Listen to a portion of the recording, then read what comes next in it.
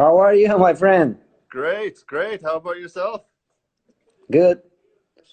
Just Right checking on. out if I'm doing everything right here. Hey, we Like got it. We got it. Yeah, it's just that it I'm always so takes. rookie with this. Yeah, yeah, me too, man. But there we go. We're live now. Again, this is Pablo Barada from Argentina, and the name of your studio is Barada's Family Tattoo, right? Yeah, right. You're right. That's our last name. Since we are five brothers actually, and we are three tattooers. As you might know, Leo, Yeah, you already talked to him, and Santiago, he's another one. We work together here in the shop in Argentina. nice. And, and And by you were the the end, first one from the family to do yeah, the tattoos? it happens to me to be the first one and one of the older one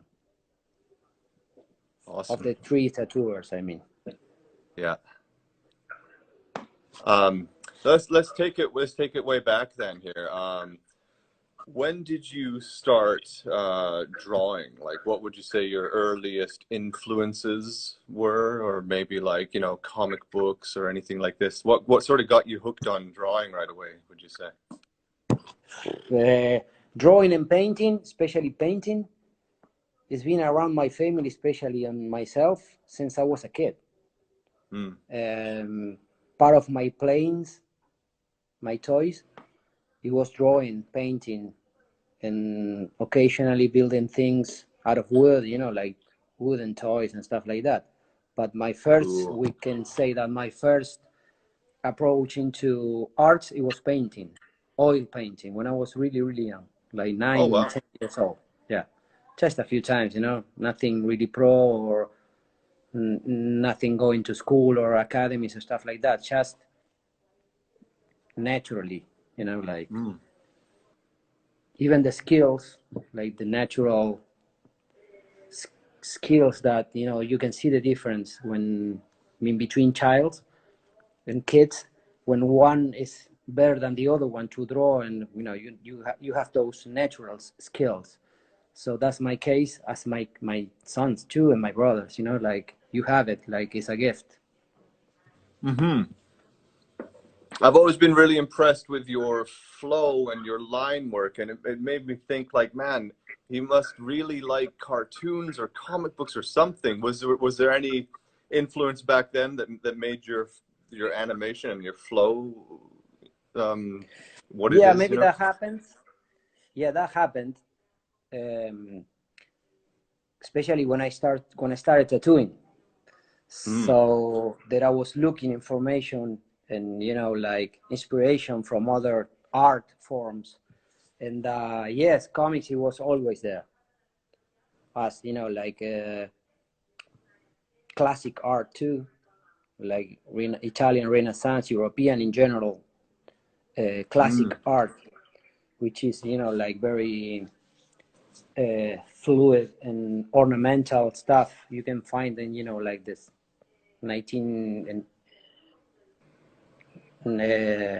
in that that period of classic art. You can find like even the art nouveau. It has like like those kind of lines that we love too, that that flow that you talk about. Mm-hmm. Yeah, maybe elemental la flow. maybe Yeah, maybe now that I'm thinking about comic and especially the lines, the way we build up the lines, Mm. that is more from comes from maybe more from comics than the other periods of like that they were the ones we were talking, like classic arts and stuff like that. The line that we use for tattooing, I think, is more likely the comics and stuff like that, right? I think so, The yeah. build up, the build up line. And it's funny because then the comics, they Cheers. got the influence from the Japanese ukiyo-e, which were the first Yeah, comics, maybe the even, wood, they yeah, the wood prints, the wood blocks. copying brush lines and stuff like this. Yeah, I was about telling you that it's the lines. It happens to me many times that guys ask me, what criteria, or what is your way, and you build up the lines where you do it and when you do it. And I say, it's not mathematics, you know what I mean? It's like your eye, it has to, have some experience, and where to make a line thicker, work it in that way. But one reference that you can use is like what a brush does when you turn it. So that's maybe one point to start, using that criteria to where build up your lines and where not, thinking about that you are using a pencil, a brush. Right. And so we come back to the thing that you were talking about, like wood blocks and the Japanese stuff that we love, and we try to imitate, or duplicate, or whatever. Yeah. Do our versions. I do my version. I say I never consider myself a Japanese specialist, not at all. So I say that I do my own versions of the classical stuff. Yeah, you put your flow into it. I actually have your book here. I'd love seeing this book. Yeah, cool. I mean, yeah, it's such like beautiful movement to all of your elements and stuff like that. Yeah, they so go good. Now that I see it from here, it goes diagonals. I use very much diagonals and flow. Try to duplicate the speed, the speed that is left in the paper when you draw like really loose. Try to... Yeah, gestural drawing, right? Yeah, you gotta be like really, really loose. Like when sketching, free your wrist, and then try to duplicate it on the skin, which is, that's the harder part. Yeah, yeah. Because you are not in a flat plane.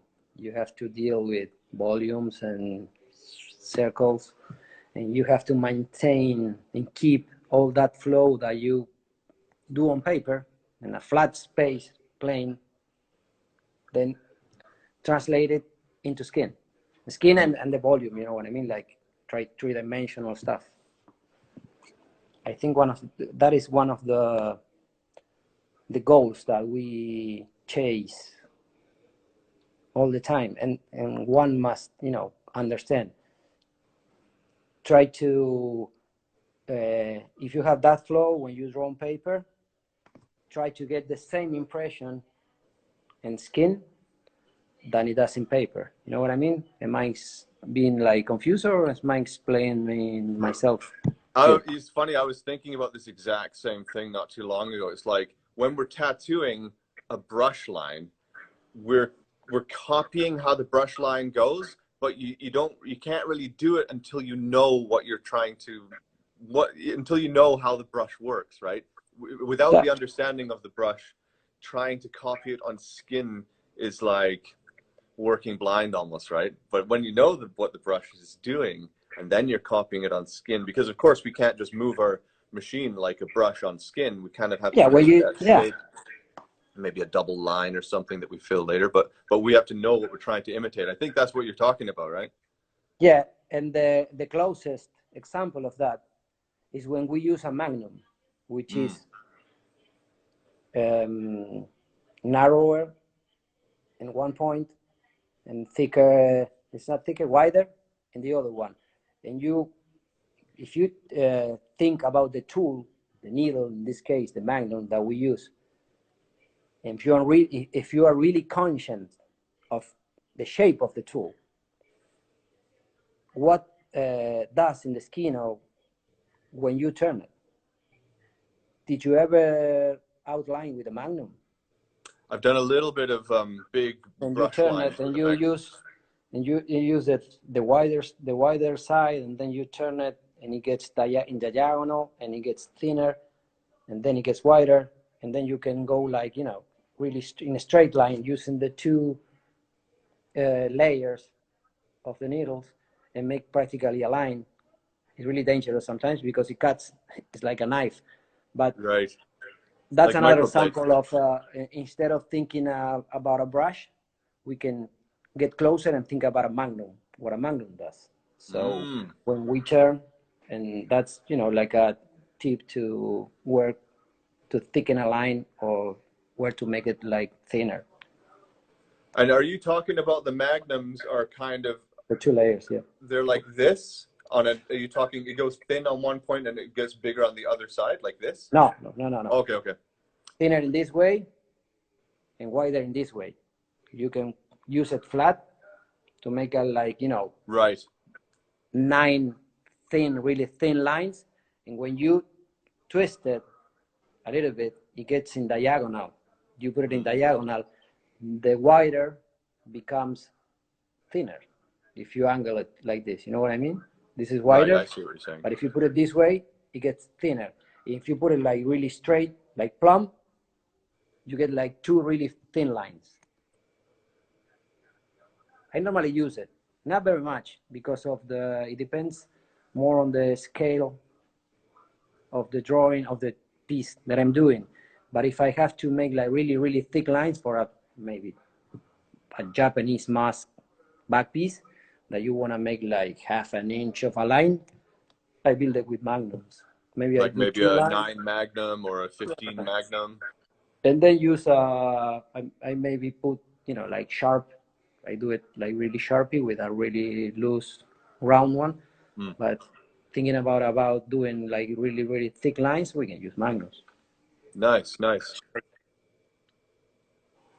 Very cool, man.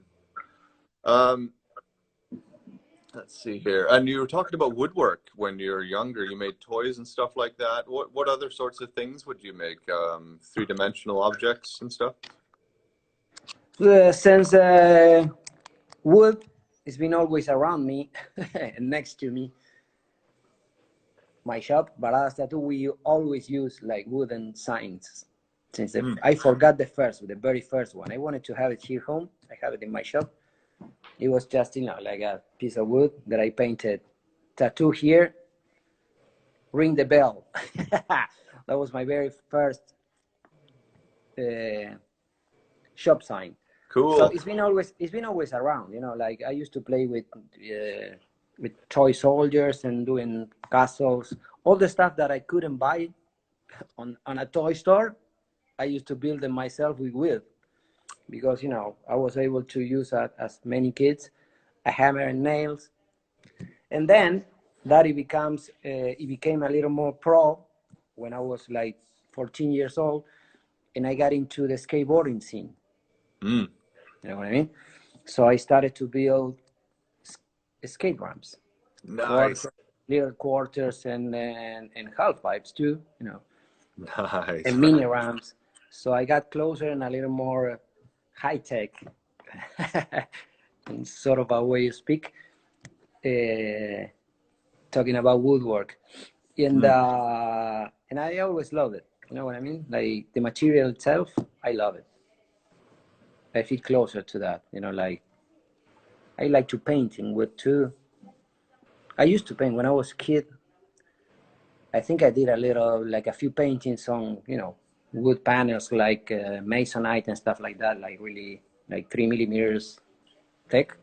So it's been always next to me, like brushes, acrylics, oils, and pencils. Wood has been always like close to me. Oh, very cool, man. That's really cool. I can see how maybe some of that might have influenced some of your work too. Again, back to the flow lines. All the wood grain, of course, is all this stuff that we love in beauty lines and stuff, right? Yeah, of course. And now, you know, like I just right here in the backyard of my house, I got like a wood shop, and I can do, you know, in a house, everything from doors, windows, trimming. The trimming that you're seeing on the back, I built it myself. Oh, I love wow. that style. That's classical style.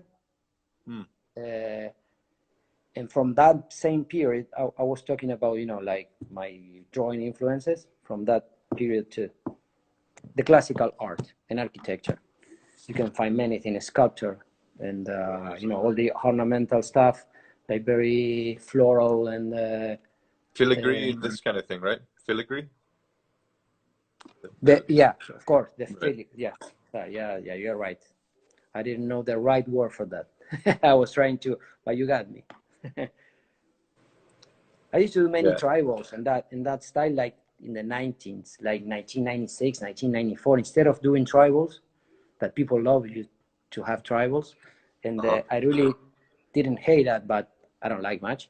So when they asked me for tribals, I was like, "What about some filigrams, like stuff like this? You know, very floral, and with shading and like maybe cracks, like the stuff Cool. that I love to see on old buildings, entrances, and stuff like that. Always, loving and taking reference out from that architecture, which is like awesome for me. Gothic, also European Gothic style. Even for drawing dragons, when you want to look for inspiration or tips or things, like you don't want to go look for, and do the simplest job that is looking other tattoo artists job or work, and you want to experiment yourself how for example a dragon is built from, like that we all know that a dragon is like a mix of several animals. So instead of looking someone else's dragons from other tattoo artists, I used to go like see animals, like camels and every kind of animal, or dogs, even dogs, or gargolas. I don't know how to say it in English. Maybe Yeah, gargoyles. gargoyles. You can take like noses, human noses, and build your bookcase, tool case of knowledge and tips to build your own stuff. Like especially when back in the days when the information it was like kind of short, You and have to get creative. yeah, you gotta get creative. And when we used to get information out of magazines that it was on paper, like paper sounds like prehistoric now, like 200 years ago. Did you keep all your magazines, or did you get rid of them? I got a lot, Yeah, but sometimes I gotta get rid of it, like it's too much. But I got I a lot. kept I a keep little those stack. important ones, like Yeah. those that I used to know. Like I used to read it from the cover and on from the beginning, and then turn it and start from the back, because I knew everything from those pages. You know what I mean? Like I knew by memory the first page, and then what it comes in the second. It was like taking.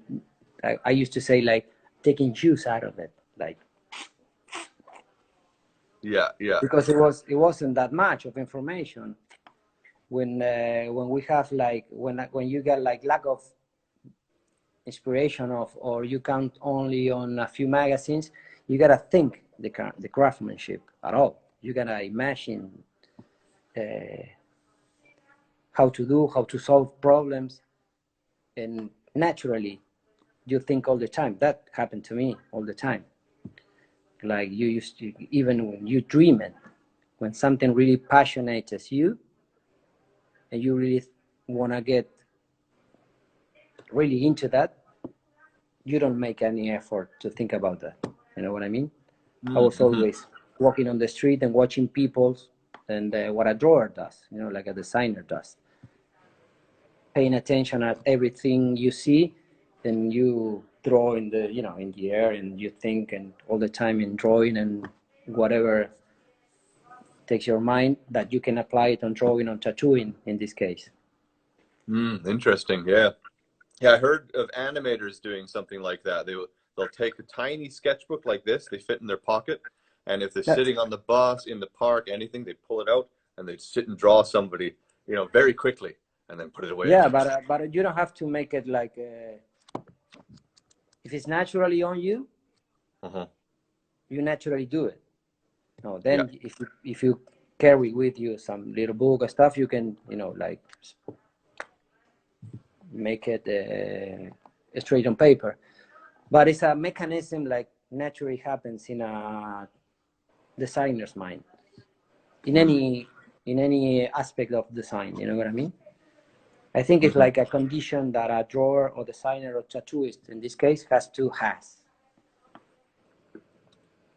That maybe sometimes you are like super into getting information, and then you stop, and then you like release it on paper, on your work, your paintings and stuff. In my case, it happened to me that for periods of times, like maybe months, especially when I used to travel, those occasions, especially the months that I used to go out of my country to Europe or the States, those were my my periods of, you know, like feeding myself with all the information I could get, watching other tattoo artists work, going to conventions, getting tattoo. So I come from that kind of stuff, like where you had to go to the place to get information, you know what I mean? Which is awesome and cool, you know. Sitting in Buenos Aires when I was 19 years old or 20 years old with nothing to do or no information handy, taking an airplane and going to, you know, Italy was for me like, wow, awesome. I was in the right time, in the right place. So, and with the right mind, you know, like you say, it's like some people can just take it in. They look at something, they'll take it in, they'll remember it, they'll bring it back with them, and they can do it. Other people, they have to be told a million times. When you're on the road and you're looking for stuff like this, sometimes you just got to look, emulate, figure it out later, and be like, aha, that's what that was about, you know? feeding yourself with images and sounds and everything. I remember when I used to go to my first convention. It was I was living in Italy those days. In between 1991 and 1993, I was there. I was 19. It was my first time out of my country, and I've been living there for a year and a half. In my very first tattoo convention, it was in Geneva, Switzerland. And what I remember and never gonna forget is when I got in the place, like maybe 40 or whatever, 25, 50 tattoo machines sounding all together. It was like, wow. And watching, going to a booth and say, is this guy Tintin? Tantan? Asking, you know, to the one next, is this guy Tantan? Like, nah, it's not. He's not. And they used to say like, yeah, he's Tantan. And I got tattoo. It was like a dream come true for me, because like Nice. 2 weeks ago I was in Argentina in my neighborhood, like watching a magazine, thinking that, you know, this is impossible. Where is these people? And all of a sudden I was there next to them. Cool. I feel kind of blessed, you know, with that, because it just happened to me. Like somebody took me, like, you're here in Quilmes. Yeah. Lost. Go there, where everything happens. Nice. And so you got a tattoo from 30 1010. and some years ago. That Nice happened 30 and some years ago. I went to, I guess it was 1993, at the Hanky Panky Amsterdam Tattoo Convention. Oh, nice one. Yeah. That same year, 1992, 1993. Everybody was there. Yeah, that was a big convention. That was all the guys in the magazines were there. That happened to me. Like, wow, those are all the guys in the mags, all the Americans, all the Europeans.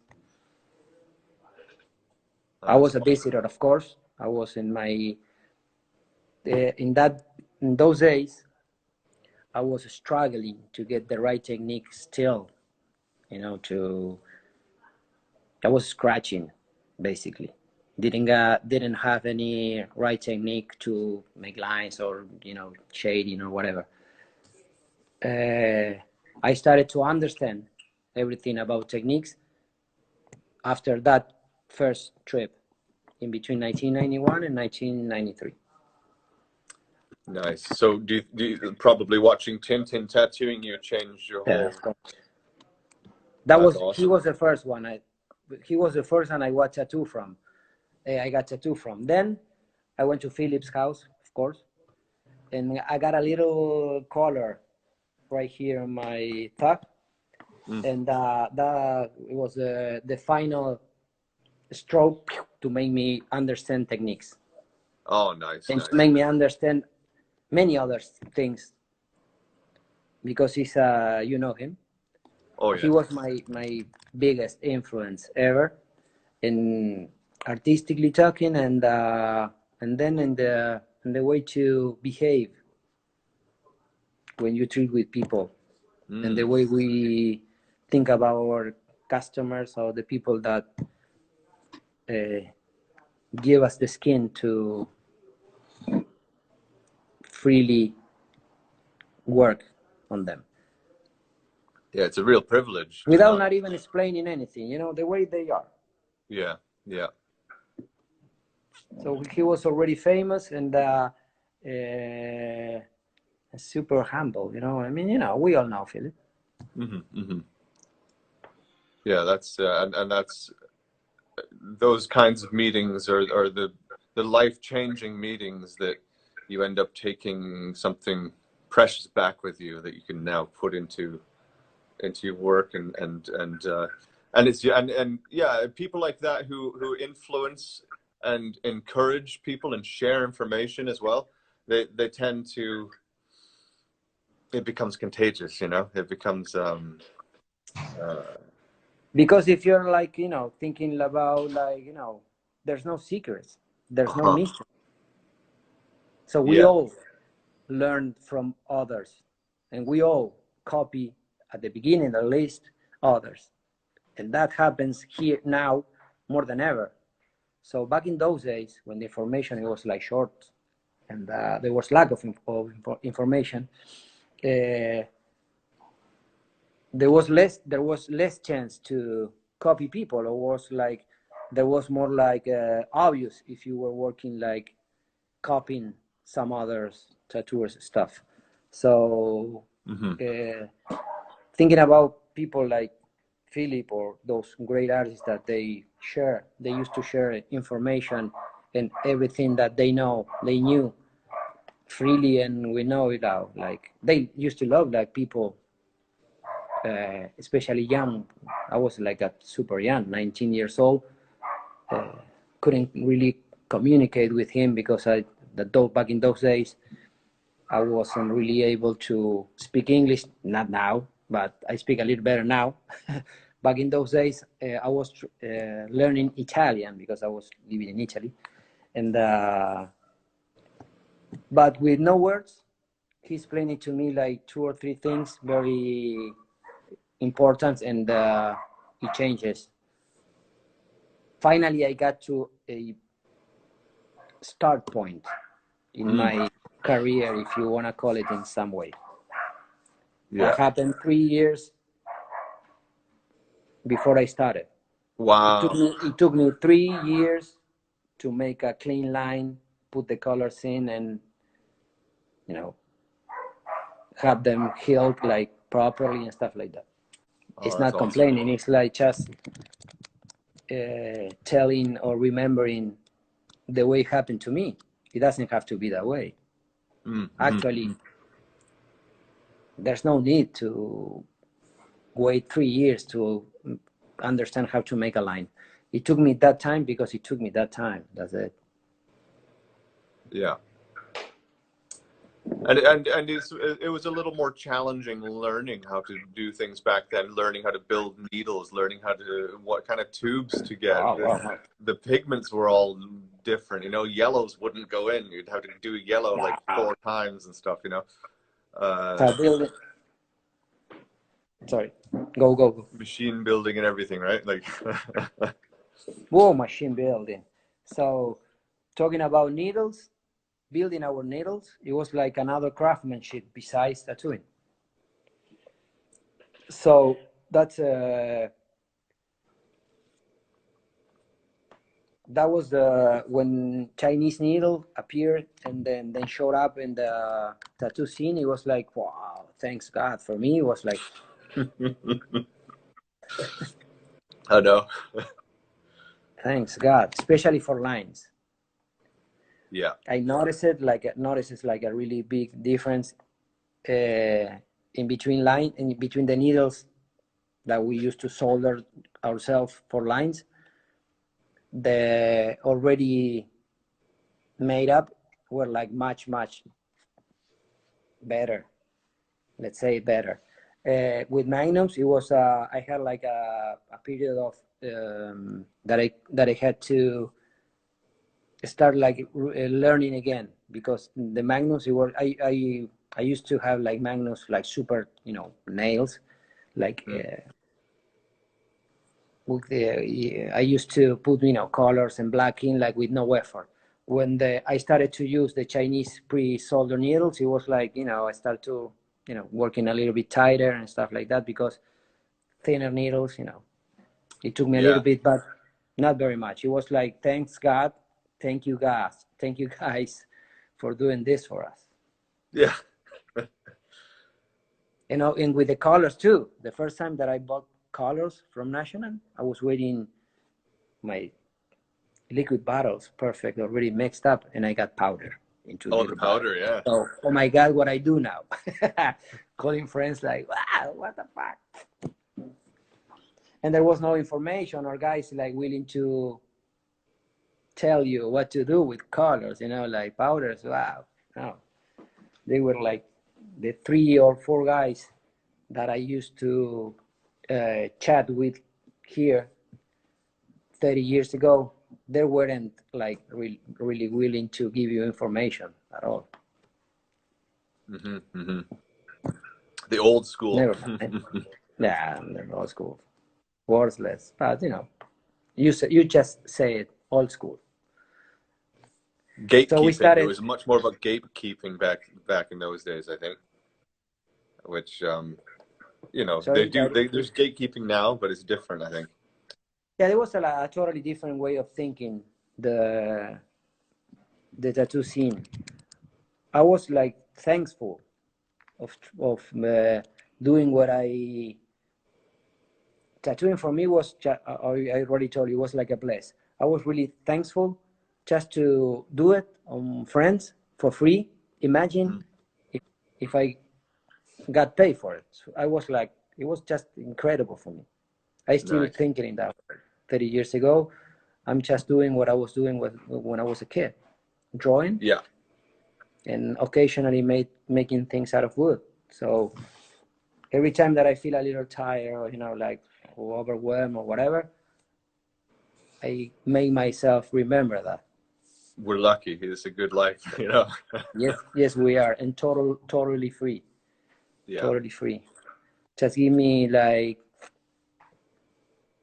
a plug into I can connect my power supply, and that's it. And I make my living anywhere in the world, whatever. Just look at this communication just right away. You hearing me here, like Other side of the equator completely. Stuff. You've got winter coming, I've got summer coming. It doesn't happen like very often in other craftsmanships. Now I remember lots of stuff, especially there's one thing that we were talking like just 5 minutes ago, when I was like the first time visiting Philip, that it changes, and finally I got to a point that I could understand how to proper make the proper techniques. He was trying to explain me many things in English, and I was like totally lost, you know what I mean? Like, imagine. And he was tattooing me, and he gave me the machine, and I saw those magnums like overhanging from the tip, like, wow, what is that? I used to work like really short, like not putting any ink in it, and really soft. So Philip, it was like a butcher in that back in those days. And I got that name too here when I got back in Argentina. It was like, you're about, everything was bleeding, like, strong machines, like 10 volts. super 10 volts machines, like Mickey Sharps, and you know, those do it all machines. And he showed me the needles, and I couldn't see anything. And he gave me the machine and make myself tattoo a little bit. And he got the machine, like he grabbed it, like no, that way, no. And he was trying to explain me something about the needles.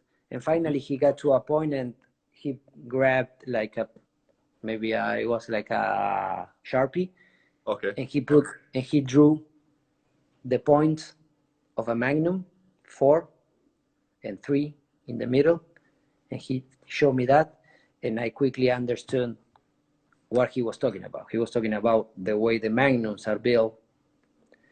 And back in those days, I used to work with 4 needles in this way. Right, flat. 4 flat, and I used to put it apart like this. And so I quickly thought about, like, how do I build these magnums?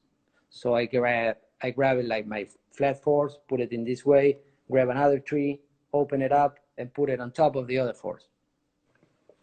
Oh, it was cool. like a 2-story building needle, but I suddenly noticed the difference and between putting a color in and do not, which it was happening to me back in those 3 years. Just with one simple drawing, you know, and feeling it, you know, Philip tattooing you, that you know about that is, you know, the right way to tattoo. For us, it was like a butchery in those days. But that was like a break point in my career. I started to understand techniques those days with that simple tip. That's awesome. Yeah, it took me a while to get onto the Magnum, actually, too, because you had to learn how to build them too, right? I started in the 90s as well, so I know a lot of what you're talking about. Like, you have to build them and make sure they're built right. And it wasn't until somebody finally explained to me how to build them that I was using them. And even then, I was like, "Oh, this is tricky." I never got to see anybody actually using them for a How good to solve few it? years. I used, you know, it was like so intricate. I remember many people talking about Magnum and saying those needles that they were like this. No, it's not like this. It's just like this. You know what I mean? Yeah, it's like this, and I heard some people putting a razor blade in between and stuff like this. You know, yeah. But so learning this knowledge is just like gold, right? That is something that we were talking in the very first minutes of the chat, when I told you thinking the craftsmanship. We used to think. We need to do it. We needed to do it because there weren't information, due to the lack of information, thinking everything, you know, like how to do this, how to do that, how to build the needles, how to put the ink in, so how to make a black solid or more solid, how to build up a line. And,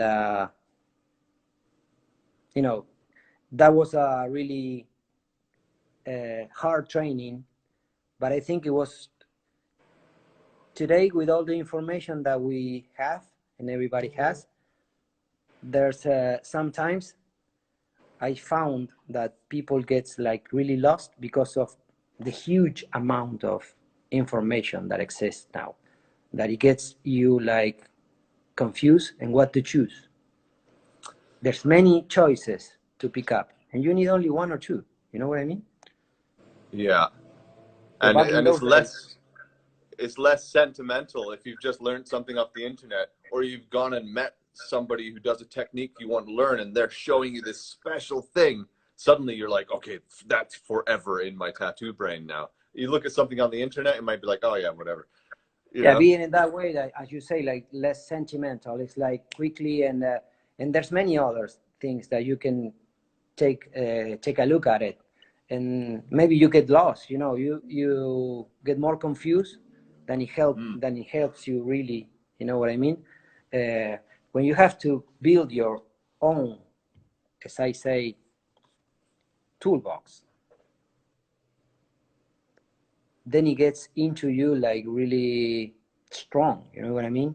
Because you were yourself thinking about that in practicing and training yourself This is like, for me, it's been always like 90% material and, sorry, 90% handwork, we call it, and 10% materials. Of course, it has to be like, you know, the finest and better stuff that you can get. Mm-hmm. But it's like brushes and paint, you know what I mean? Get the better that you can afford, but then it depends all to you. 90% of a painting of a tattoo relies on the artist itself, the artist himself, sorry. So that's another reason, because I found like ridiculous trying to hide information from to new artists, or avoid sharing stuff. Sharing keep us all, you know, keep on tracking of everything, you know, like we get a really, I got feedback from many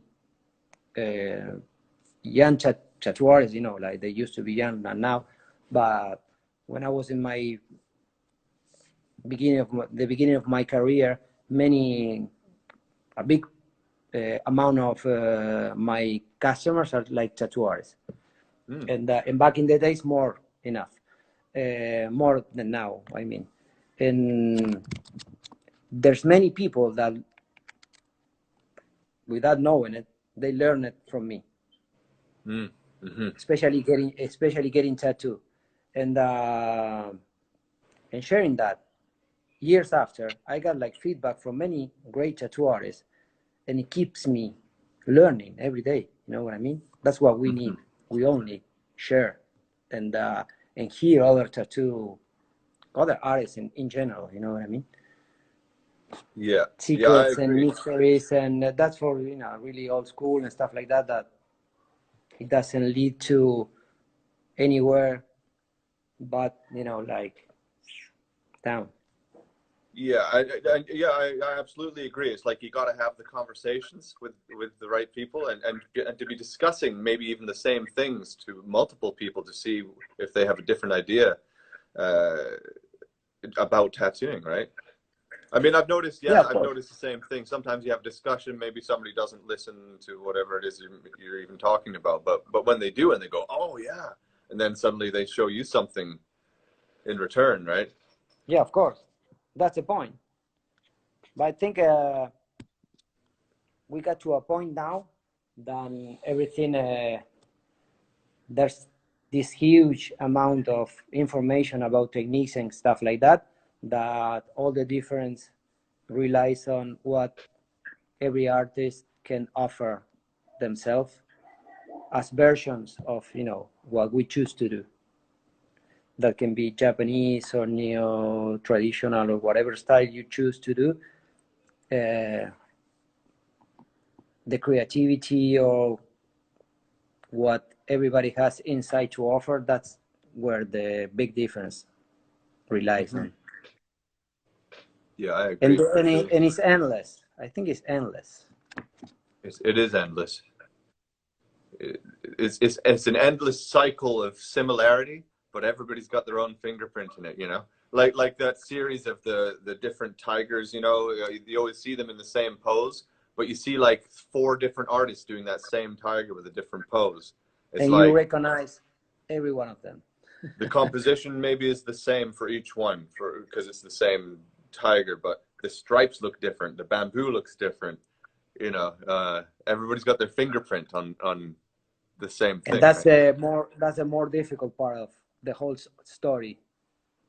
Put your style, and put your style in it, and let your work, your job, your drawing talk about yourself. You know what I mean? That other people can see your stuff and say, this is Jamie stuff. Yeah, I can, and your work is absolutely that. It's like if I see a dragon, I see even a background, whatever it might be, I can be like, oh, that's a Pablo Barada tattoo. That's the harder. I think that's the harder part, and it all happens like, you know, like everything else, like just happened. When you put yourself like 100% in something, it has to go to a good point. has to go. It has to end up in this way, like because I never thought about myself like I wanted to be like this way or that other, or I want to get to this point. I was trying my first goal since I opened a magazine like 30 years ago. Again, talking about what Phillips stuff used to say when you look at it, that line, that really super taste for drawing, and there was a huge difference in between back in those days, in between all the tattoo artists and his work. He was like, wow. So my first goal ever, there was other guys like Brazilian guys like Mauricio, Mick from Zurich. I was Kerry, and I was paying attention to 3 or 4 different styles in those days. I was a do-it-all tattooer, you know what I mean? Like I was paying attention to everything. So, but the first thing that I always wanted to see when I used to open a magazine, it was Phillips stuff. So my first goal, it was always trying to make my stuff look like his, not imitating or copying. Given this, getting the level, the bar. Getting the feeling when I look at my stuff and look at Philip's stuff. I always wanted to get that my work telling me the same things, visually talking. Right. I wanted to get the same feelings. You know what I mean? That cleanless, this technically perfect, that super high test for drawing, in Philip's way. You know what I mean? I wanted to always. I that was what I was still chasing. Now it's been like many years that I don't practically. That was in my maybe first 10 years of my career that was like kind of obsessed with that Phillips and all the guys that work in that way. When finally through the years I got my toolbox and some knowledge to understand and to make my tattoos look like the way I wanted to make them, I started to understand the very classic Japanese, the Hokusai and all, Yoshitoshi, those guys, and that information that at the very beginning of my career, I wasn't paying attention much because I wanted to make my stuff look like Phillips. It was like I started from that way. You know what I mean? Looking at the very orthodox and traditional Japanese way, for me back in the 90s, it was like, this is not what I'm looking for. It seems to be so simple. Of course, I wasn't able to understand the complexity and the perfection of that art back in those days.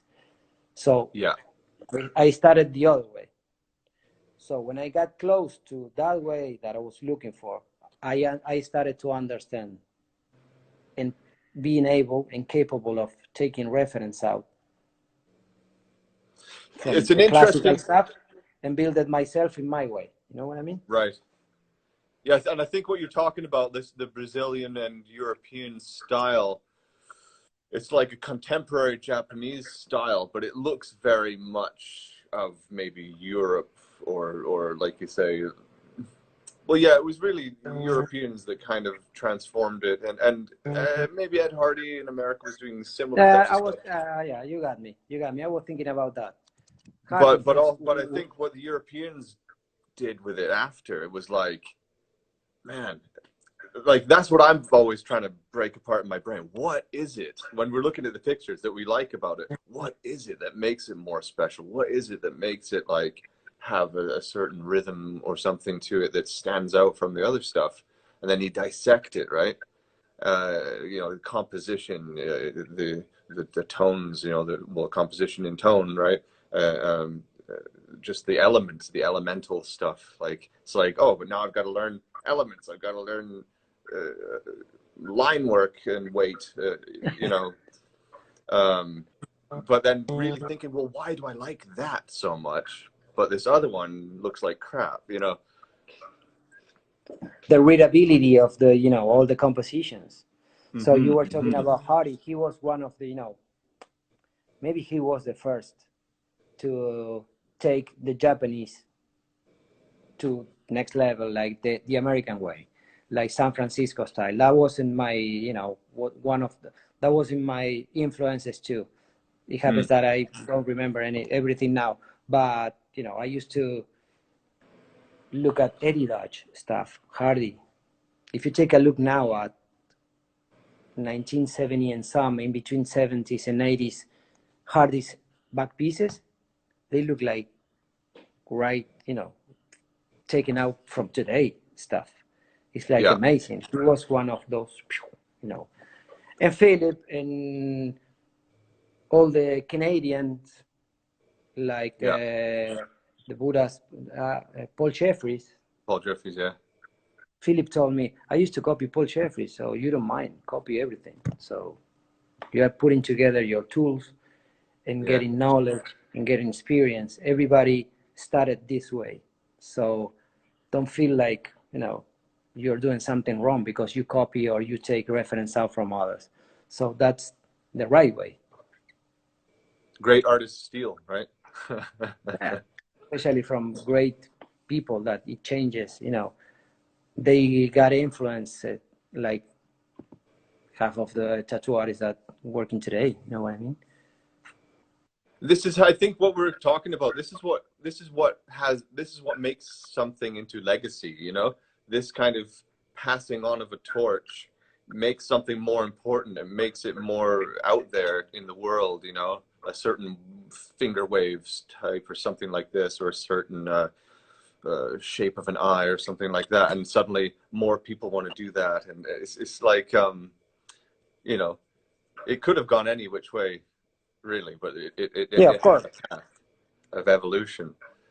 Of It's course. very interesting to see the full circle. And like you say, yeah, back before, not appreciating the simple stuff, but then gaining that knowledge and understanding what you're talking about with the composition, with the flow and everything like that. Looking back at the simple stuff again, now it's like, oh, that's why it's so good. Like, Yeah. you know. It isn't that simple. It was the first thing that it came up to my mind. This is not simple at all. I wasn't able to understand it. That is different. So when I got all the tools together, and you know, tools like my knowledge and my ability to understand what I was looking at, so I started to enjoy very much. You know, like looking at Japanese and Chinese old painting and stuff like that, and you know, look for specific stuff like sensations or little expressions on birds or tigers or whatever, to take, you know, little tips from everything. I wasn't very much into looking others tattoo artist stuff after, you know, like my first 10 years. Then I started to look myself into more into that, like traditional Chinese and Japanese painting, specifically when I wanted to dedicate the majority of my stuff to my versions of Japanese and Asian subjects. You know what I mean? So, and I'm still doing it all the time, all the time. Still finding, still struggling every day, and happy for it because I think that I still have, like, you know, some tricks to develop myself. Yeah, I might. definitely, we all do, right? And I mean, I think what you're talking about too, you're really good at keeping things timeless. Like your work is timeless. It doesn't look like it's from a time period. It evolves, and it's all of the things you were talking about, art influence wise, they're all classic things. They're all, you know, maybe this is part of the secret. Classic will always be classic, right? It's not going to be, it's not going to necessarily be outdated or trendy or whatever, right? Maybe, yeah, I didn't see it anyway. You just said something that it got me, like your stuff is timeless. And yeah, you're right. Maybe because we were taking reference out from timeless art, which is the greatest periods of everything: arts and craft, woodworking, architecture, painting, even music, I guess. So yeah, especially the 70s, no? There's no doubt about it. You know, if you take reference out of that and you can get a tiny amount of it, your stuff is going to be good for real. yeah. You know what I mean? It Yeah, has to be that way. It could be 70s psychedelic rock, or it could be some cheesy disco album that goes out of style. No, please.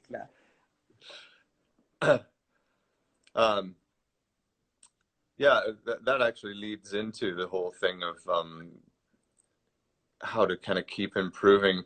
You're talking about sort of keeping it, it's almost like keeping a teachable mind and stuff like this, right? Like In a being never hungry ending, all the time. All the time for maybe period, you know, like periods of collecting information and then release it the way I told you before. But it has to be that way. I feel myself that I need that all the time. And being a need is something that you have to feed it in some way every day. And talking about my work, I am my worst, you know, I get the worst critics I get is from myself. I always point my, you know, my the weakness I consider myself on my work. You know, I always point. But my eyes go directly to the point that I feel that it was wrong. Yeah. And then I leave, like, you know, a few days to pass, and maybe I go again and look, and I find like the good things that I'm able to do. But right away, when I just finish something, I have to leave it for a few days. You know what I mean? Like, because I found, you know, I start to, you know, find like stuff that I couldn't change, why I did this way, and I couldn't do it that way. So, and it leaves me with the hope of, you know, like thinking about that you can do things in many ways, good ways. It leaves you with a good taste. Like, yeah, this is one good way to do it. And I can think in another 5 or 10 ways to do it good too. And so leaves me with, you know, like, if I can think now in 5 minutes to build 5 versions of the same thing, good versions, I'm really happy with, you know, like the creative process is like never ending. You know what I mean? And you still draw on do you use iPad ever, or are you just always drawing on paper with pencil? No. I go the old school. I got for the first time like 3 months ago when I was in Costa Rica. I grabbed a friend, you know, borrowed me like an iPad. Then I started to make a stencil out of it, and it was like comfortable, but no, not for any specific reason. You know, like my paper, pencil and paper, an eraser, and I'm happy with it. And yeah, I go that way. And sometimes, most of the times, I do my stencil by hand too, because there's a reason for it. Yeah, of course. Because I make today, and it's been for maybe the last 10 years, I started to draw when I meet the customer. So my first session of everything is the drawing is included in the first sitting, even if it's a back piece or a loose piece or a sleeve. I started the drawing on the first sitting. Of course, I never, because a matter of time, I never, rarely I can, draw a full sleeve in one sitting and outline it. So I go part by part. So normally I do like a tiny miniature sketch of everything, like to get the right flow and stuff like that. And I go building it, bit by bit, especially if it's like a complex composition with many subjects. But I always take my time and work with the customer inside with me in that way. And the reason I do most of the time the stencil by hand too is because I do the first sketch, then I clean it up with maybe Sharpie.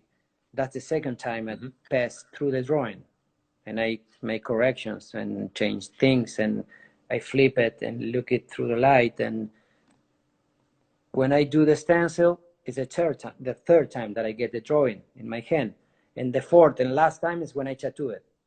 So maybe I change one line or one thing 3 times to get to the final stuff. You know what I mean? Right, it gives you an extra step. The very last correction I do normally is, not in everything, of course, when I tattoo it. So it's like a process that I developed myself of just the simple fact of doing it through years and years. And I'm really feel super comfortable doing it this way. And it takes me same time of freehanding or I don't find that I can work quickly if I use freehand or an iPad or Yeah, but no, the main reason of that is that I can redraw and get to the final result, drawing it like 3 times. You know what I mean? I can see it, and see it corrected until the point that I really satisfied. And by that time, it's definitely muscle memory. For people watching that don't know what Pablo means by making a stencil by hand, because some people have never made a stencil by hand, what he means is you're using a ballpoint pen on the stencil paper itself and pressing down to make your stencil lines. I remember one episode like Miami Ink. You remember Miami Ink? When it was like 12 years ago?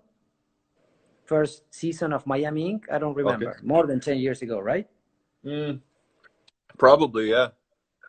Yeah. And it was one episode that I don't remember the guy who was visiting the shop. And one of the guys was like, he was a Japanese guy. And he's want to work the old school, one guy says. And let's see what the old school is. He was making a stencil by hand. That was the old school 15 years ago or 20 years ago, when it was like the surprise, or of course it's old school, but it's a right way for me, and the way I find myself like more comfortable. But it was like a funny thing to remember that they call it the old school, making a stencil by hand like 15 years ago. Like, my God. Now everybody takes it for granted that a stencil comes out of a machine. Why? There's another way to do it? Yeah, by hand. To be honest, I actually did it by hand for, I think, the first 7 years of tattooing. And then the shops all had Thermofix machines after that. So I was like, I don't need a pen. I'm kidding. I have a thermal machine, but I don't use it much. Very seriously, I don't use it much. Of course, we don't need to talk about the benefits of a thermal machine, right? Yeah, of course, but also the benefits of doing it by hand. what you're saying is you're getting an extra Now, step to think about it. again, my reason why is that I can check the drawing like 2 or 3 times that I really need it, and that's a mechanism that I can avoid. I have to do it this way. I do it maybe 100% of my tattoos. I do it that way, and I don't get the trouble of ostensibly raising up while you're tattooing. That might be a reason, using a thermocopier, or if you put the stencil in a wrong way, you have to put it again like 2 or 3 times, and have to do it all over again. But no, that's like old people like me. There's no need to do that. Don't do this at home, guys. So do you freehand a lot of your background on the skin? Do you draw, like, maybe you stencil ahead and then you draw the background? Yeah, when I freehand, maybe I do the connections. The main flow of everything, I try to do it on paper, because I wanted to take a look at the way it looks, turn it up, flip it, make a little study of it. And then maybe I make connections and all the finishings and stuff like that. I do it freehand, but 99% of my stuff I draw it on paper, and I stencil it up. I used to do freehand a lot. I did it many times. But if you got any kind of small mistake that I'm still finding mistakes, or things that I call mistakes, or maybe I should call it things that you could do it in some other ways. If I do it freehand, I find more of those, and I see it on the pictures, and when it's too late. So when I had with drawing on paper and making drawings, it gives me the the chance to, what we were talking minutes later, correct and do things properly, more properly. Right. Then right. Fine tuning. Of course, that freehanding helps you, dress the body in a better way.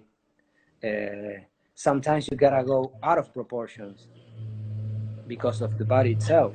You can draw something in paper that it looks super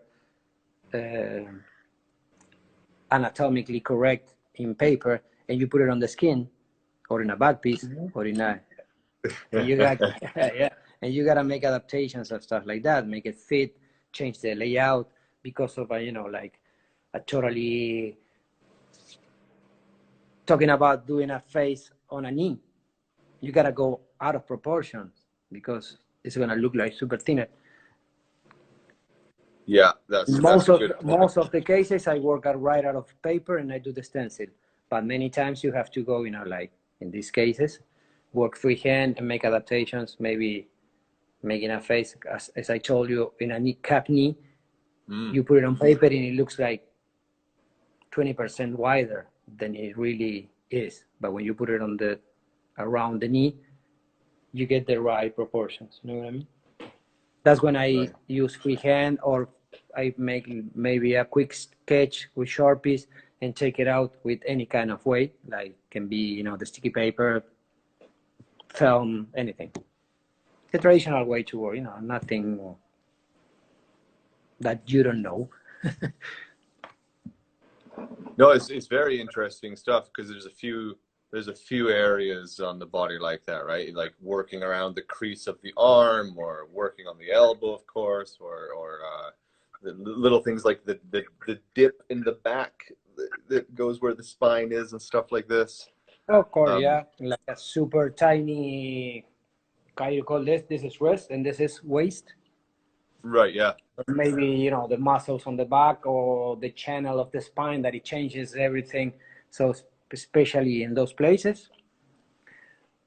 Otherwise, I work right out of paper. Yeah. And it's a really good way to do it, foolproof. So we were talking about the kind of machines that we used to use back in those days, right? Yeah, the coil machines and everything like that. Yeah, when I started, like my first scratching days, those first 3 years that I told you, the first machine that it came to me was a rotary machine, like it wasn't like home built, but really close to it. I used to put like just one needle, sewing needle, hand sewing needle. That was really, really rough. Then I was able to get 2 nationals machines. Yeah, those really super fast machine like Puma. Do you remember those Puma from Spalding and Roches, like super liners, like flyweight? Those flyweight, yeah, flyweight from National. Really good, really cool machines. Like 10 it was kind of wraps, shaped like that or something. Yeah, you're right. Like with those chrome metal, shiny stuff. That was the time when I knew the American way machines with the coils. And suddenly, then that was in Argentina. Then I flew the first time to Italy, and I started to meet all these great people at the conventions and see what they were using. And I had the chance to get 2 Italian machines with the frame built out of aluminum, but really, really strong. And then I got to, Mickey Sharps and that kind of machines, powerful stuff, do-it-all machines. And I was doing 80% of my career with machines on that kind of path, you know what I mean? Strong machines that you could work like 4 hours and no heating at all, 10, 12 volts, and nice, like Mickey Sharps used to be, you know what I mean? Mickey Sharps and machines build up in that way, heavy duty. I get all the injuries caused by those machines now. My elbows, my shoulders.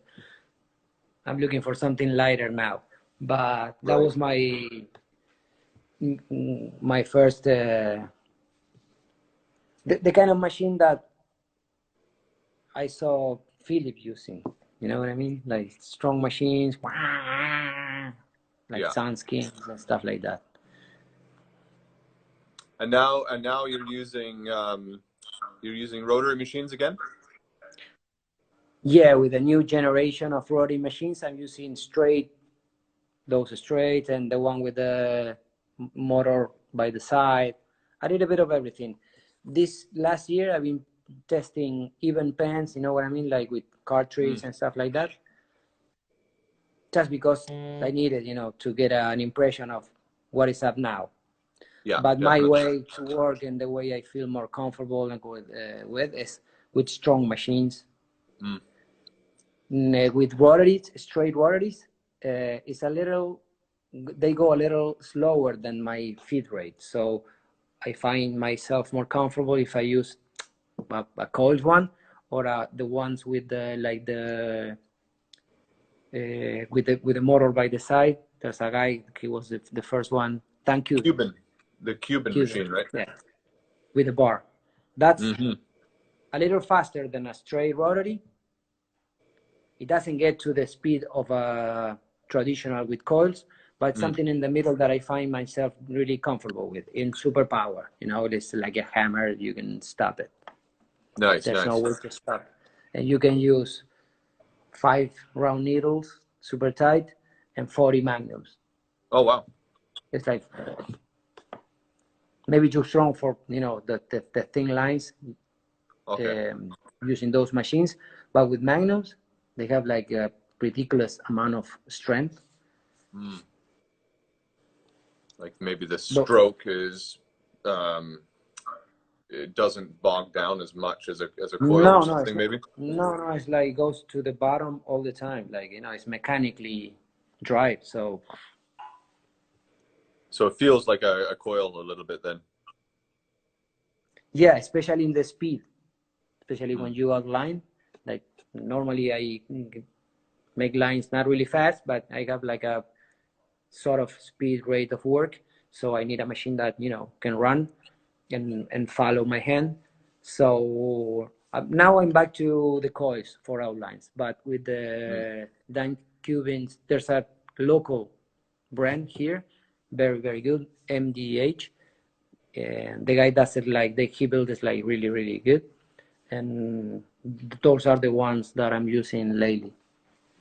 But I've been through many kinds of machines, and I've been through the, having one machine and have to make it do it all, changing springs, shimming the coils, and trying, to make it sound that maybe one machine that you heard from other guy, like in a convention, because I used to have the ones that I had, and that was it, and no chance to get others. So, but not complaints.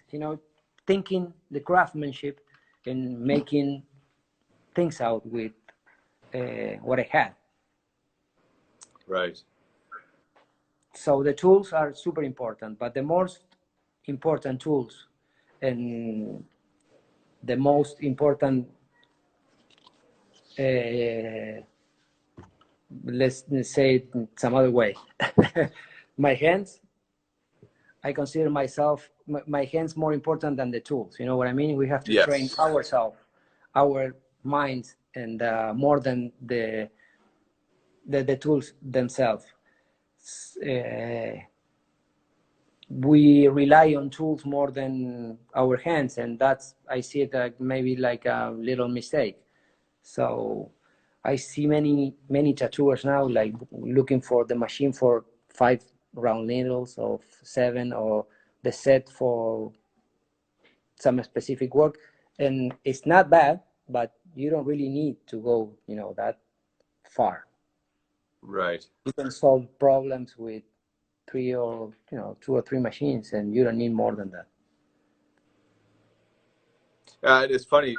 That makes me think about like a guitar player or something that thinks that if they buy themselves a fancy Gibson Les Paul, it's going to make them a better guitar player. Well, maybe kind of it makes it yeah, more special, but just one sound. It's got to be here, and it's got to be here. Yeah, of course. Like you that. make just the right comparison. Having the best guitar, it doesn't make you, a super guitar player. Yeah. So, at some point, it's like a very old school way to think, but it's not bad. It's right. I'm not thinking or saying that old school is better. No, I'm not at all. I'm not that kind of guy. But in some way, the guys that invented the craftsmanship, they were like more with abilities, develop with more abilities than now. Maybe skills, guys, super skilled, guys. Maybe that's the big difference that I find now and everything. Yeah, and sometimes these older tattooers, the things that they say, we got to listen to it too. Bold will hold, little things like that. It's like some of them weren't just saying things to be old school. They were saying it because, yeah, it's it's like these little tiny, not to bash any tattoos, but these little tiny fine line tattoos that people are getting really good at doing now. And the little voice in the back of my head from an old biker saying, "That's never going to hold up. That's going to be a blob." And we all know. But they don't want to listen to it. They're like, no, it looks good. You get a good picture, and it's like. And we all know that, but it's all right. It's part of it, isn't it? It's part of the folk art. Yeah, it is. That's a sign that everything is growing up constantly, and it's really good in that way. It keep us like growing, and the whole environment gets fed. And I found that I never try to criticize that. You know what I mean? Even if we know what we know about a tattoo has to look good for many years. But there are these new styles and new super realistic new stuff that many people say that, especially the traditional way of thinking, it's not tattoo, it's not gonna hold up, or I try to stay away from that.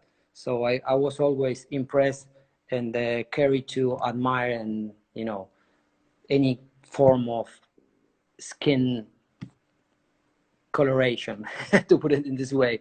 So even realistic stuff, color, I was impressed. I try to keep myself as I was like 30 years ago, very impressed with the skin full of colors and drawings, and try to keep that, you know, that childness in me, and try to find everything, things little, even in, you know, like shitty stuff, try to find small good details in it. Speaking, you know, bad things about other stuff never got me to any good point. So you know what I mean, like, Yeah, I it's hear really you. impressive. You know, there are 2 or 3 new styles the 5-10 years that really impresses me, like, you know, like the super realism and those tiny stuff. It's like they are like very skilled, besides, you know, holding up or through the years, and very some other way, you know, they work like scanners, especially the color super realistic stuff that they do now. It's like these guys, it's like in something different, totally new technique, you know what I mean, that, you know, I was trying till, I don't know, maybe I was trying for years, try to imitate many styles, but this one, I want to stay away. Those kind of things is not, you know, it's not for me. I try to keep myself now in my traditional way. Yeah, The way I was thinking about this the other day, and I was thinking, okay, well, you know, a lot of the traditional ways, they are bold and they hold and they look good. They're supposed to look how they should look in 5 years, kind of a thing, and then it looks, you know, how it's going to be. And then the same thing maybe can't be said for you know, some of these new color portraits and things like that. But maybe they have the right idea, because it's job security for them. They keep coming back to get it touched up, and it looks good for 5 years again, or whatever, or 3 years again. You know, maybe they've got it figured out. Like, they're for never a going to come refill. back for the one that looks good for the rest of their life. For refill, come back for refill. Yeah, exactly. No, totally different, that the way we look for composition and readability and all the goals that we look for when we talk about composition. Maybe let's talk about that. Yeah. The way I think pieces is like, my tendency is always like trying to build and draw the subject in the much larger scale that I can. That is a way that I've been working like for many years, and sometimes paying much attention to the subjects than the backgrounds or the environment itself. And it's not a mistake, but the Japanese way, it requires a higher percentage, you say, like a higher amount of background in the composition. You know what I mean? A higher. So for many years, I've been working in this way, like trying to make all the subjects as larger as I can, and forgetting about the backgrounds. Right. So, and the background is what, for example, it gives you the dynamics many times, or helps you cut a dragon, put a dragon, half dragon, swimming in the water, or, you know, disappearing. And there's like it's more, it's important as the subject itself, and difficult, and many times more difficult than the subject, I guess. In my case, working with backgrounds is where I find, if I find, you know, many mistakes in my work, in the backgrounds is where I find the most. You know what I mean? It's not really difficult. I'm always, you know, I'm always doing water. I love water, for example, and there's no way, there isn't one way that I do a tattoo or whatever, a painting, and I'm really not satisfied with in the chest, the tiny point, that little finger had to go some of the way. And I'm really picky with that. You know what I mean? Maybe with Yeah. the subject, I'm, like a little easier to go, but with the backgrounds, I'm really, really picky. And I think it's more, as I told you, it's more difficult to build up like really cool backgrounds than the subject themselves. Yeah, definitely, definitely. Yeah, and if somebody doesn't have a strong background, it can ruin a good subject. No, it's where you get the flow and you get the movement and you get the, that speed that we were talking at the very beginning of the chat. You get great, great deal of the dynamic in a composition. You get it from out of the background. You know what I mean? You can make a Yeah. triangle like movement, but with when we use like compositions with static subject like a mask can be, to make it move and to make it flow, you're gonna need the background, and you're gonna need the background, like with Yeah. And it's always elemental when you think about it. So automatically, water is splashing, fire is flicking. I mean, it all ends up kind of flowing the same in the end, but we've got fire, water, rocks, when wind, you and can you draw kind it of have to master in the all same of them. yeah, you have to master all of them. And when you start working on them like on daily basis, you find that you can get the same movement, the same, you can draw them in the same path. You can say you make a template out of one finger wave. You make like a line out of that as a template, and you can put a cloud into that, or make fire into the same path, the same movement, the same dynamic that you build the water. You know what I mean? And you can put it as a book match. It's a term that woodworkers use. Like you put a mirror image of itself. Let's say for two chess pieces, you want to make one with water and the other one with fire or wind. You can copy the same pattern that everything moves in and draw it that way. Nice. It's kind of like the Even when you key draw to. flowers, when drawing flowers or drawing, the bends in the flower petals or bends in clothes, it's like everything repeats itself. And you can take out of some cloth bends, you can draw a leaf.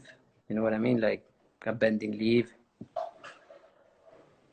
Especially in Japanese Yeah. drawings.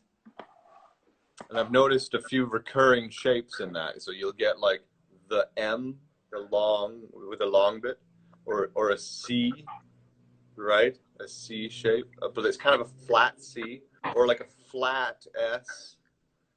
It's like these are the things that keep repeating over and over in Oh, all of right. the. Yeah. When you stretch it up, like an S Yeah. stretch up. Yeah, of course.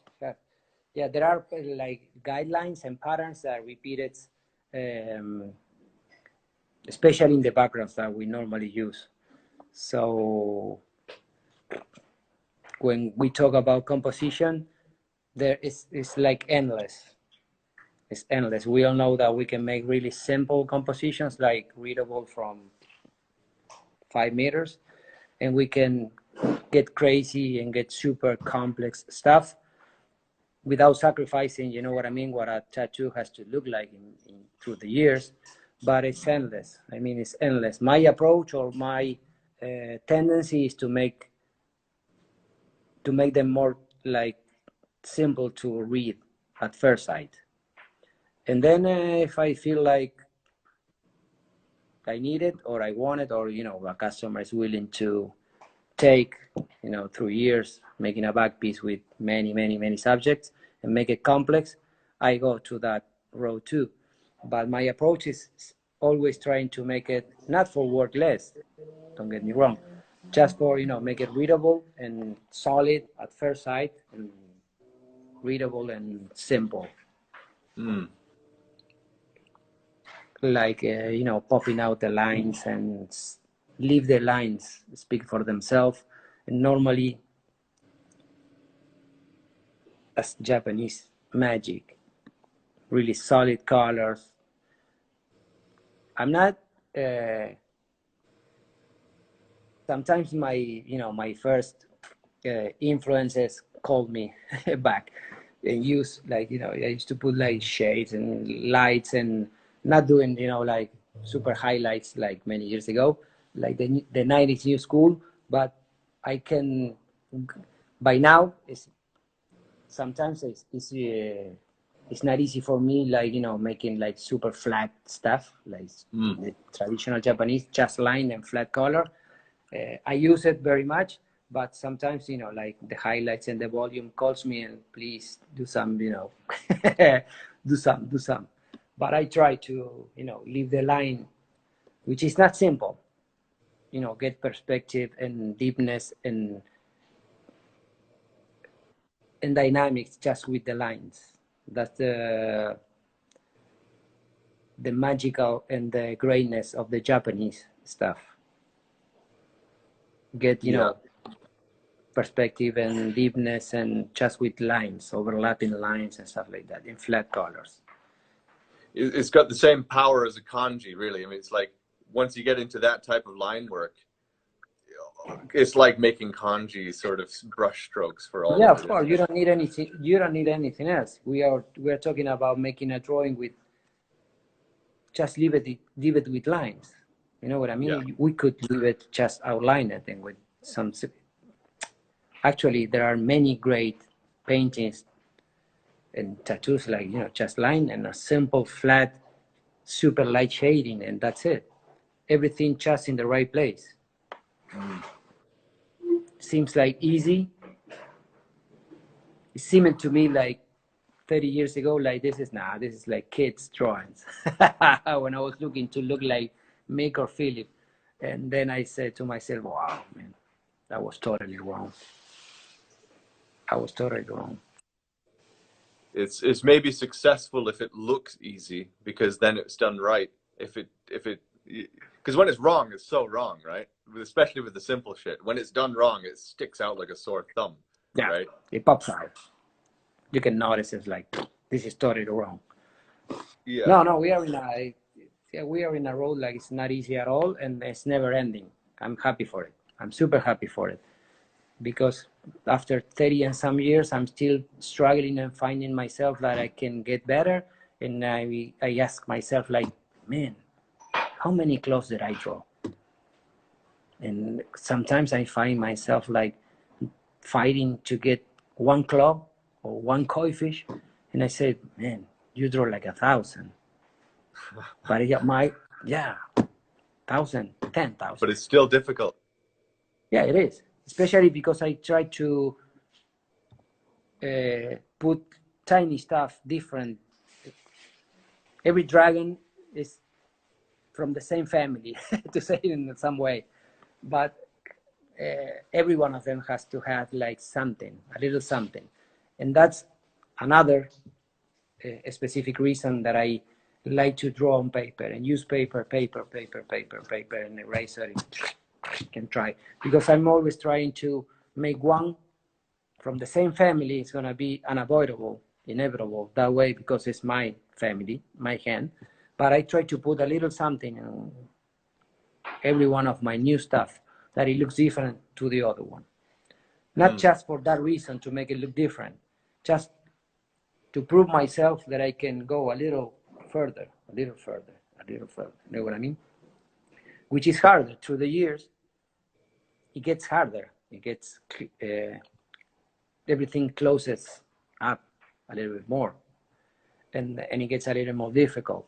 But now is when all that information that we get around comes to help us. Just a few, how we say, like a few tips on the phone, and we can get information and reference right away. Yeah. And But it's and some people just want to stick to just doing the same thing each time, you know. But if it's constantly evolving, yeah, I think that's no. One thing that I'm happy about, and I feel like one reason that I feel that I'm still growing is because of that, because I'm still hungry of, you know, trying and putting myself to the test to see if I can get a little, as I told you, further. And of course, one reason why is the huge amount of new tattoo artists that we get around from all over the world with incredible skills and incredible, amazing works that we say, wow, I can take something from it and put it in my work. You know what I mean? And it's endless. It doesn't have a top. You know what I mean? Anything that it can be drawn, it can be translated and put it into the skin. And yeah. So that's amazing, because we, you know, I think we have, like, you know, again, a long way to go still. If we keep ourselves, you know, like trying to keep that training and work daily, and all the information that we get around is gonna feed us. Even when we get, like, sometimes we run out of ideas. It happens to me oftenly that I'm tired sometimes and get you know, and I run out of energy or ideas, and I start to look, and, you know, I energize myself. yeah, for sure. Yeah, no, I think this is really important stuff, because it keeps you sharp, it keeps you evolving, it keeps you changing the stuff, and you know, sometimes you hear about people who have had a long career and they look back at their glory days. Oh, I was doing such great work in those days, but now I don't really care so much. It's like, well, why? Why wouldn't you care so much? But staying hungry, I think, keeps you, like, it keeps you, you know, on the artistic journey. Yeah, and I find it, like, enjoyable. That's that. Yeah. When I got into this, I wasn't, like, you know, aware of that. It happened to me to get into this, and still, I don't want to get out. You know what I mean? I want to be enjoying every day of this. Yeah, getting definitely. better, getting worse. You know what I mean? That's the main reason it keeps me alive and kicking. You know what I mean? I still enjoy it, like back in the days when I was, you know, like thinking about tattoo when I was sleeping, when I was walking, when I was, you know, like really passionate about it. It happened to me with skateboarding too. You know, the kind of thing that it gets you totally. You know what I mean? I don't want to get out of that. Yeah, to do what? Definitely. To do something else, what? Yeah, I think that's the difference between people that say stuff like, "Oh man, I wish I could draw, but I can't draw a stick man." Well, it's like you don't want to draw. That's why you can only draw a stick man. Whereas, like, artists want to draw all the time. You can push yourself to train, you know, like get the obligation to train daily or twice a week, or, you know, like going to the gym and stuff like that. It's not the same. Going back to the beginning of the chat, when I say that you have to have it naturally, you don't have to make any effort to enjoy it, or to sit down, put your ass in a chair to draw 7 hours and don't even realize of it. That's a nature call, you can call it. Yeah. You know what I mean? If you don't have it, don't have it. Yeah. Simple as it. So you can push yourself and train. There are many really good artists in every aspect, like painters and designers, even tattoo artists, that they push themselves to train themselves. I have to draw 1 hour a day, like it or not. And they do it, and they get better, because if you train, you're gonna get better. Sure. In sports, in drawings, art. But if you, it's not an excuse. No, I'm too lazy, and I don't even argue about that. Not anymore. Have it or don't have it. Yeah. It's like fate. You have it or you don't. And it's a love. It's like some people try to undermine it, like, oh well, it's a talent and you're just born with it, and you didn't have to work for it. But it's like, no, you got there because you loved it, and you put the time in because you loved it. You must, like, being gifted like we are from since we were kids, like having the ability of draw or having the eye to understand things and had the ability to draw it on paper. That's a gift, and we are talented, we can say that, but we have to work on that. We have to work. It's not good enough to just be talented, right? You have to feed that monster. You know what I mean? So it's a gift, but we have to have it and feed it and work it and think it and suffer it and carry all the time. It's a choice that we make. Yeah. I see it that way, you know what I mean? Drawing is a therapy. It's been for me many things. It's been like playing, therapy. I've been doing this in every state of my life, like being good, being bad, being myself alone, in between friends, with family. I carry it with me everywhere. You know what I mean? My way of expressing myself. Definitely. Leaving something behind too, to the world, you know? The what, sorry? Putting something out to the world, right? Oh, right. Yeah, of course. Yeah, it happened to us to do it through needles and skin.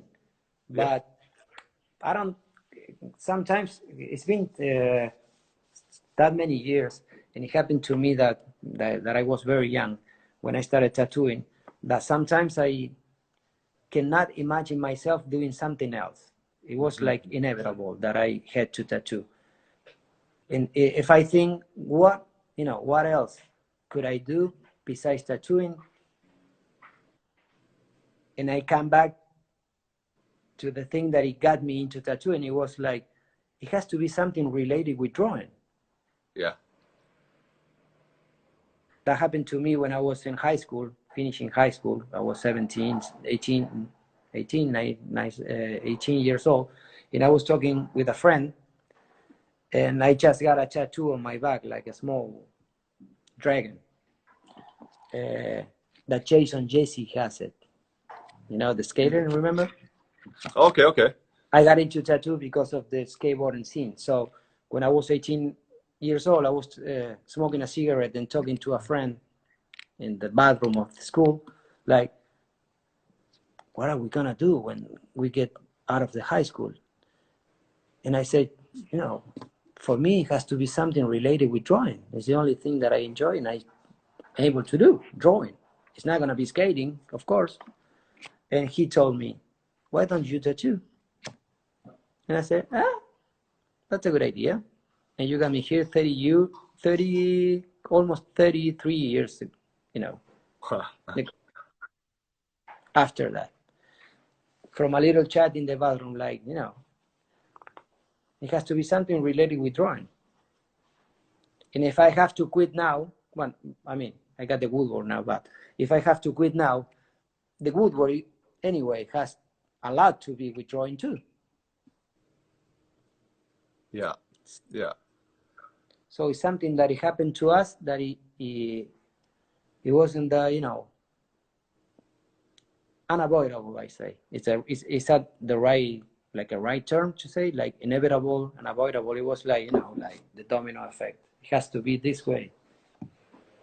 Yeah, I totally get it. Yeah, I mean, if you're an artist, you have a mission, and your mission is to make art no matter what, at any cost.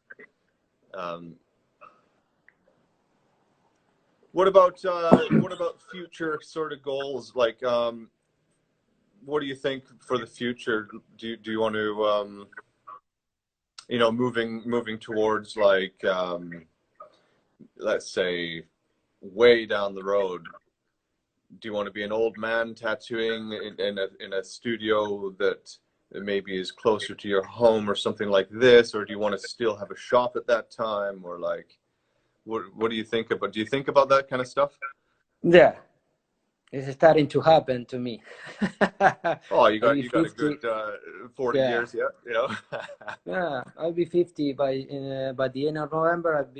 I'm gonna be 50. So, and I have two really small sons, 9 and 4 years old. So I have to work a lot still for many years. Like, do you So think they're I gonna have, work with you in Barada's yeah, tattoo? I have to, like I have 10 more years, to do lots of things.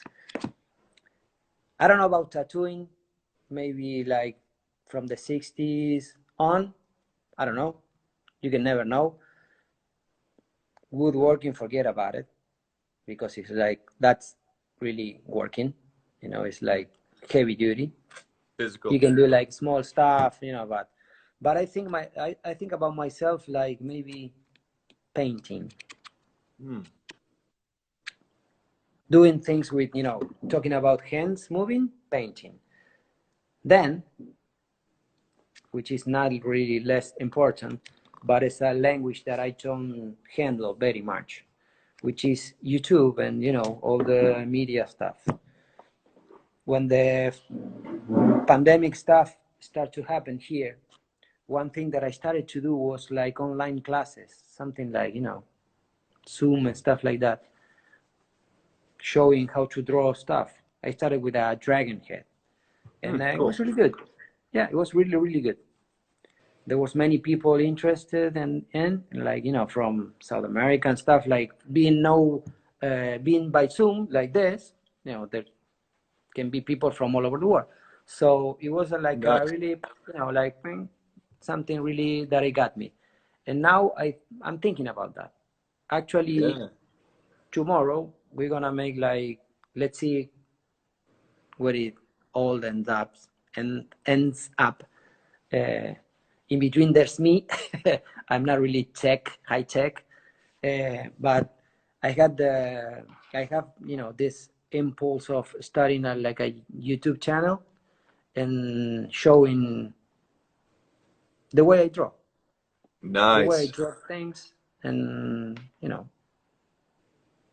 tomorrow we start to make like demos and stuff, trying to put something together in the shop, to see what happens. But that's it's not the future; it's already happening. Nice. So that's something to look forward to pretty soon. So what else can I talk about? Drawing. Going back to the very beginning of everything. Yeah. Sounds good, right? That's perfect. Yeah. Like, not classes, but showing what I can do, explaining the ways I draw. Yeah, I that's can great, and I it's a can good way to start with simple analyze. topics and talking about everything, backgrounds, subjects, drawings, and dragons, whatever, anything, drawing in general, Cool. and then see what happens and where it leads me. You know what I mean? That can be an option too. Actually, it is. The future Yeah, is taking that shape, man. that's This shape. exciting. So that is what is in my mind lately, and I try to go. I will try to go that way. When I say that, let's see, how I find myself doing it. YouTube and stuff like that. I'll put a link to I your have, channel in the video so I people have, can all find right. your channel. I have to try it myself out to see what happens. Yeah, down the road I can even add it later. So it's yeah. You already have one, right? On Yeah. YouTube, yeah, yeah, of course. So I'll let you know. Tomorrow we start to make some demos. Nice, man. Oh, that's going to be so cool. That's going to be such a blessing to the tattoo world to be able to see this. I think that, you know, there's gonna be like people interested, you know, like,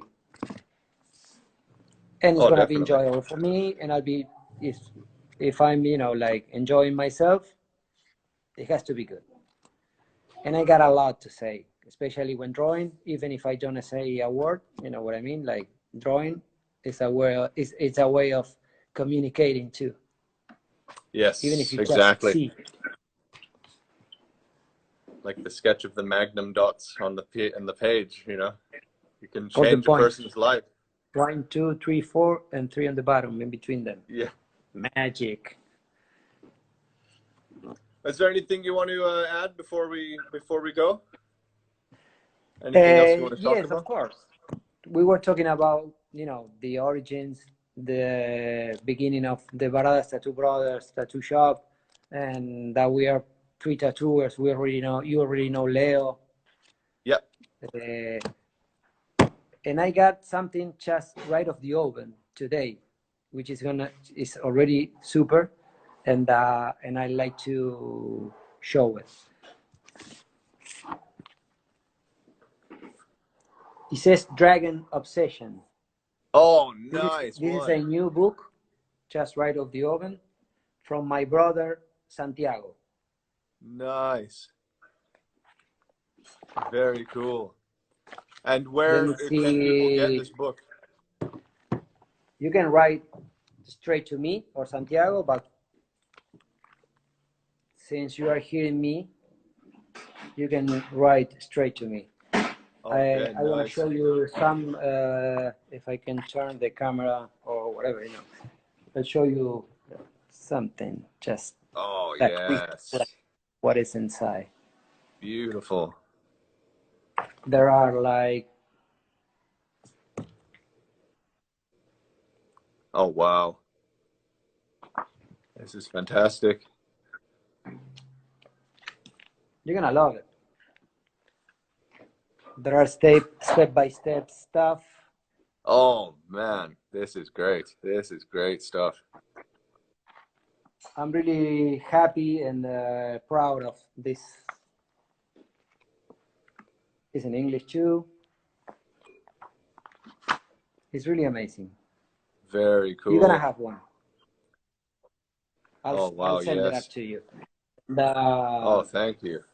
Maybe I show you. I want to show you the last two paintings, the last paintings that I've been doing. Maybe you already saw it. Let me see the way I can. Juli, ¿cómo giro la cámara esta? My wife is gonna help me out. Okay. Ahí está. All right. So this is the Santiago's book, right? Beautiful book. I'm gonna show you just one, and you will understand everything. Oh, man, there's such great dragons in there. More than 100. And Oh, this is my one of my last originals. oh, yes. Beautiful. It's Japanese watercolors and some eco lines. On kind of cold press watercolor paper. This is actually it's a cheap paper. It's like a wallpaper. Okay. The base one. Uh-huh. When you put wallpapers in walls, actually, you have to put first the a paper base, and this one is it. It gets a lot I of gotta try water. that. Yeah, you have to. It has a really nice, like bony color, and Yeah. it can hold up lots of water. Oh, It's nice. amazing. Good idea. Yeah. Really good idea. It looks great. And this is a print from another Beautiful. original one. Beautiful Fudo Mew. Yeah, with a kind of a golden dragon and phoenix frame. Oh, yeah. And this one too is Japanese space watercolors and some ink.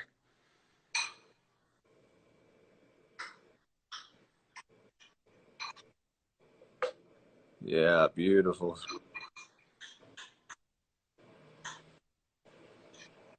Yeah, thank you. Thanks very much. And this I do is take the permission. original or print that we're looking at of the Fudo. The small dragon is an original one, and the Fudo Okay, Mio is a print. very nice. Actually, I sold the Fudo Mio painting, the original one, to a really cool guy in Costa Rica, Oh, and cool. it was much smaller. But you know, I'm painting these days. I'm trying to find the time to get back into this, because especially when we tattoo daily, you know, day after day, on daily basis, sometimes it's really hard to find the time to do, you know, this. Yeah, it's true. And I try to train myself into that. So I'm making my time to paint, and actually I'm taking commissions too, just to let you know, guys. And yeah, of course, I'm gonna give you, you know, I'm gonna let you get the dragons book, Oh, thank you because so you're much. gonna love it. You are into dragons very much. You're gonna love it. You're Oh, gonna yeah. take all the juice out of it. Oh, definitely. Squeeze it. Wow. Well, thank you so much, my friend. Salud. It's great Thanks chatting you. with you. Thanks you to, you know, give me the opportunity to chat a little bit. You know what I mean? I was kind of rusty with my English, but you know, Perfect. it was perfect. You know, Oh, yeah. Great and it English. was a great experience, and it was really nice to meet you, because this is Yeah. the second or third time that we chat. Yeah. Yeah. It's been great talking to you, Pablo. Have yourself a good evening. You too. Thanks again, and maybe we see in person someday in the future. You know what I mean? I hope so. You, yeah, me I hope too. so. I'd Thank like you that a very, lot. very. Yeah, thank you very much. Thank you, Pablo. Take care.